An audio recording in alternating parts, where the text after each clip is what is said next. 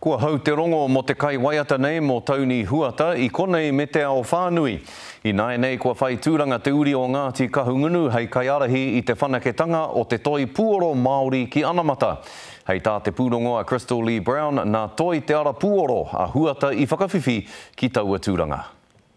He tūranga mahi hou ko whakarewa hia kia rere ai ko te reo Māori a waiata nei. Ko taku wawata, ko taku tūmana ko mō ngā tangata kai sito kai puoro Māori mo te whāngai o mātou mahi ki te ao whānui.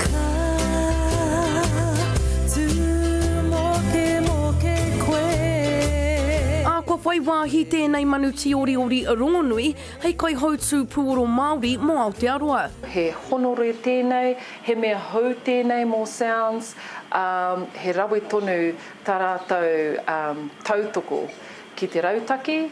Hei tā te pau whakahaere o toi te ara puoro, he nui tēnei tūranga hou kia pai ai tā rātou whakatinana i te rautaki puoro Māori. We're really delighted to have her on board. She's going to be a great asset for us and our ability to implement and make this Māori music strategy happen. I whakarewa hia toi te ara puoro i te tau 1991. Heoi e aro nui ana rātou ki te puoro pua waitanga, me te aha e kaha tautoko ana te taurawhiri i te reo Māori i te rautaki nei. A pūtea nei, a mahitahi nei, a whakamahere nei, koe nei katoa ngā āhuatanga e āhei nei te taurawhiri ki te tuku, kia sounds, kia waiake rānei, ki ngā whakahaere e hihi nei ki te whakarahi i te reo Māori, te wahang ki te reo Māori i roto i a rātou mahi. Hei tā Marsh, kua roa nei rātou e ngana ana ki te whakarite i tēnei tūranga mahi.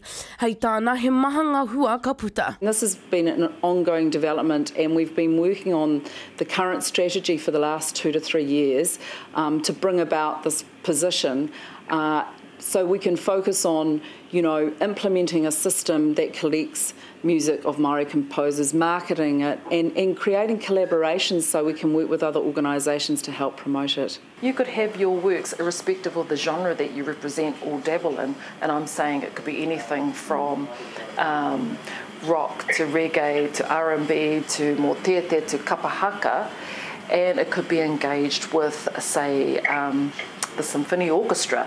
The possibilities, in my view, are endless. Ka timata ngā mahi a huata hei te tau hou. Crystal Lee Brown, te karere.